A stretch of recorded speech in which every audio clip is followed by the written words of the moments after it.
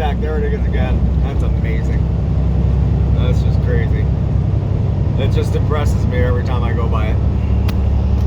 So I actually asked, I just spent a few hours over there at the TA service shop, and I'll explain in a minute.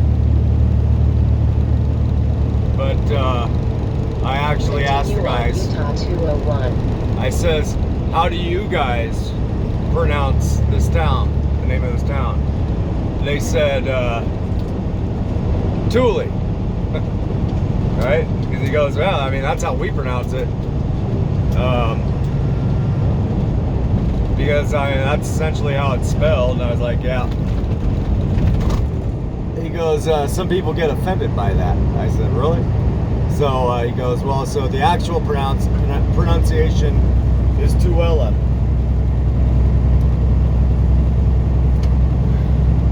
So I got that riddle solved. And I knew I would. I knew eventually I would. Tooele. But so yeah, so interesting. Let me go ahead and give you a quick check-in. Being that, well, the sun is getting ready to set here, and well, last time we spoke, it surely wasn't. So where did all that time go? And I'm still in Tooele. So let's see here. Yeah, check in. We still got Tuesday, December 22nd. The time is now 4:48 in the PM. You betcha. Current local temperature 34 degrees at an altitude of 4,247 feet. And yeah, it seemed to have, we lost time here. We have missing time here. It requires explanation. So, went ahead and pulled into that TA over there. I mean, it's a good thing, you know. I mean, you know, truth be told, it's all positive. But, so, pulled into that TA, essentially to, you know, do a Johnny stop for, well, we'll call it a Max stop, I guess now, maybe. One for him, one for myself. And so we did that, and then I had to take care of some legalities also, and that was the other reason why I stopped. That's actually probably the most significant reason why I made that stop. But being that I was doing that, went ahead and we hopped out of the truck and we got a little exercise in us and got our bathroom stuff taken care of. And so as a good habit requires, when you make a stop on a long haul or a short haul for that matter, it's always good to go ahead and do a walk around the vehicle, grab the mallet, check all the tires, and put it out. So I did, and well, lo and behold, I had a flat. Amazing. Another flat. It was actually on one of my drive tires, and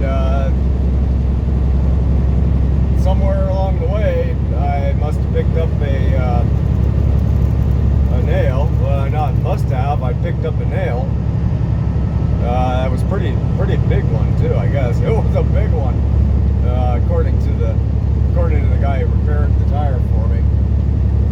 So yeah, so I had a flat tire. So fortunately, they weren't busy at all, and they got me right away into the bay. And I was like, yes, cool. This is gonna go lickety split. I'll be back underway. Well, so being that we were pulled in a bay getting a tire fixed, and that they weren't very busy, you know, I let the boss know what was going on. He says, well, we're about due for an oil change. Let's go ahead and get that taken care of too, and it was coming up. I knew it was coming up. I wasn't real thrilled. I was like, oh man, you know. And the reason why is not because of the delay factor itself so much as the fact that I'm always continually trying to get earlier and earlier starts to my day, right? Like a lot of times, you know, like so yesterday I picked up this load of whatever, I think 2 p.m., right? And so, you know, and then so I run until whatever it was, 1 or 2 a.m.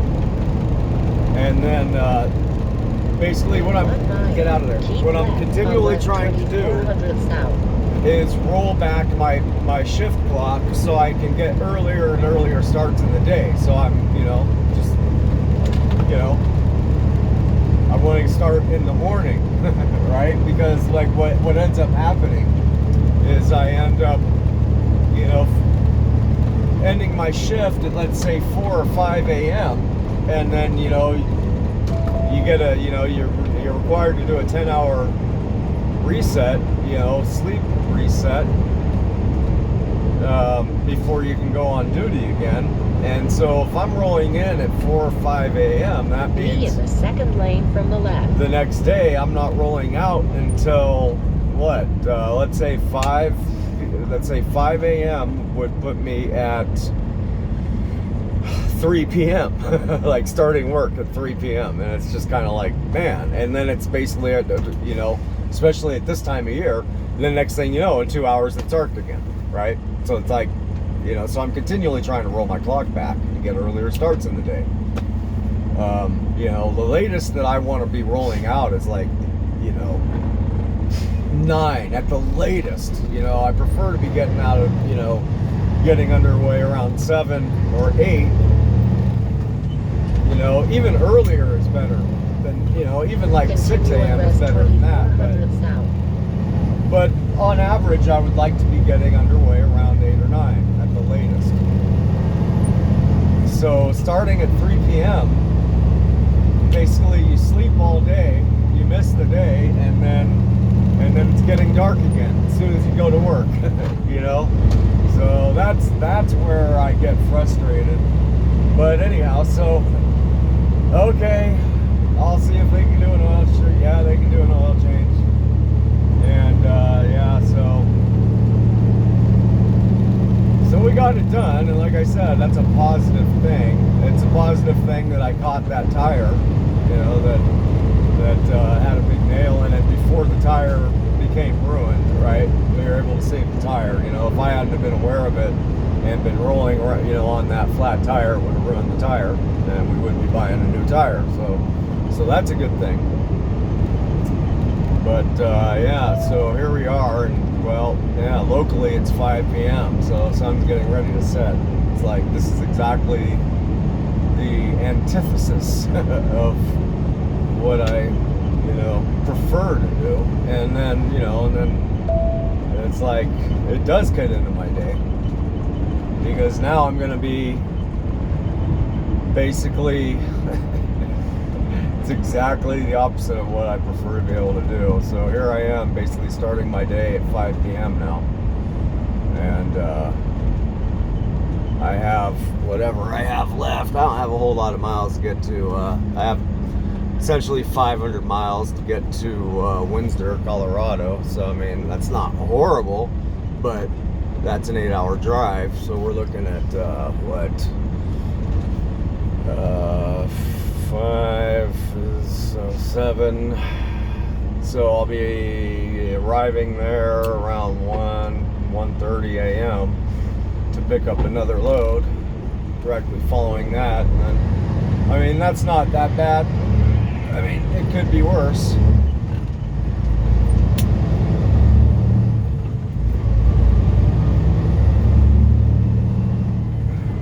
But it's going to basically, like, so when it's dinner time, I'm not going to really feel like I have time to take my break and get dinner or go get a shower or any of that, right? And it's not the type of thing that you can really go get away with while they're working on your truck, because they need you there. I mean, mean, I could. I guess I could have gone in and gotten a shower. I guess I could have gone and grabbed something to eat, but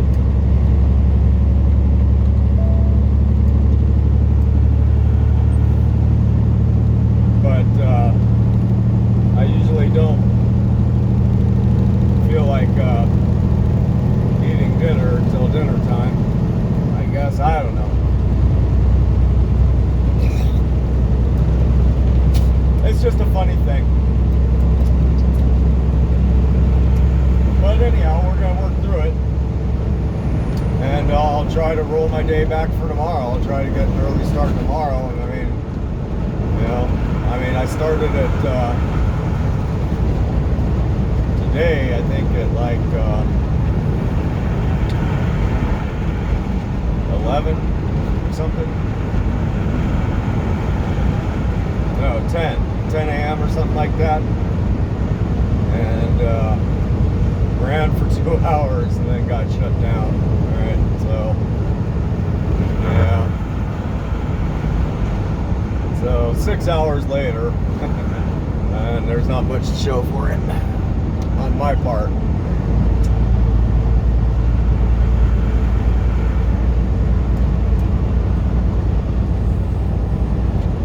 Oh well.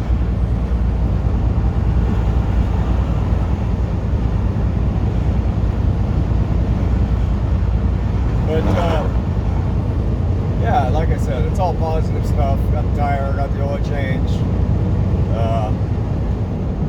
The pup got to get a little exercise. I'll tell you something. This pup, he attracts attention. I don't care who it is. When they see him, they're like, "Oh man, that's a cool dog," and all this and that. So that's cool. I'm sure he doesn't mind that.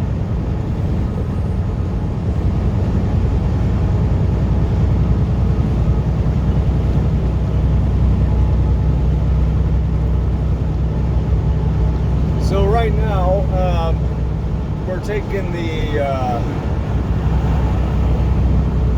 Highway 201, which is something of a bypass. I did this just a couple weeks ago when I was headed westbound. It's kind of like a bypass for 80, and it's actually quite well worth it too.